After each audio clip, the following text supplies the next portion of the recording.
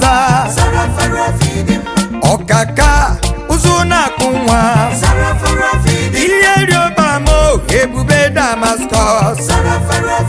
Merciful God, I bow down before you.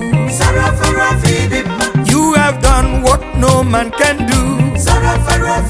Ekwueme Chukwu na zekwere akajuwa bịara otuto ngwa Sarafaru afidimma Chukwu ebube onye na-eme mma onye ọma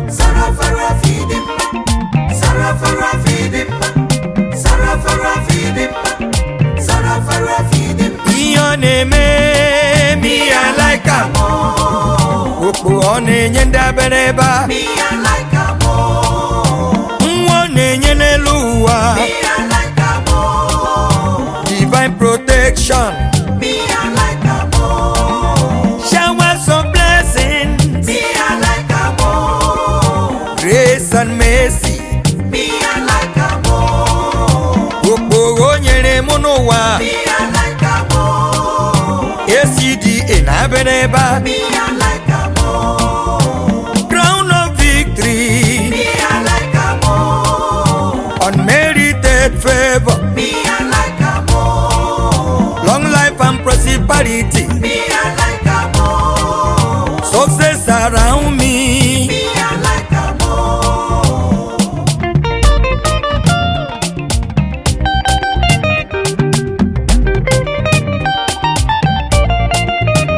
Chineke onye na-eme mma ngozi nyere m n'ụwa dị m egwu ebube aka m ekele gị ịhụnanya gị ọnụ anya apụghị ịkọ Sarafaru afidimma Sarafaru afidimma Sarafaru afidimma Sarafaru afidimma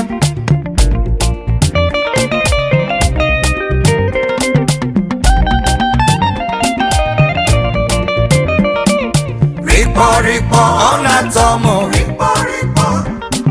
Rikpo onatomo divine protection onatomo favor and blessing onatomo miracle power onatomo safe delivery onatomo Johnny Mercy onatomo prosperity onatomo count your blessings, name them one by one, and you will surprise what the Lord has done. From January to December, only by His grace. You slept and woke up, why not give Him praise? Why not sing this song, hallelujah, hallelujah, Jehovah, onye na-eme mma Chineke anyị gaza okaka ị na-eme mma miracle working God ọnụ m ekele gị ị na-eme ihe mmadụ apụghị ime ihe rịọba m eze ndị eze Sarafaru afidimma Chukwu Sarafaru afidimma okaka ihe ọ na-eme ngozi ọ na-enye n'elu ụwa mkpuchi anya n'ebe anyị nọ showers of blessings divine protection I like am Rikpo ebube Rikpo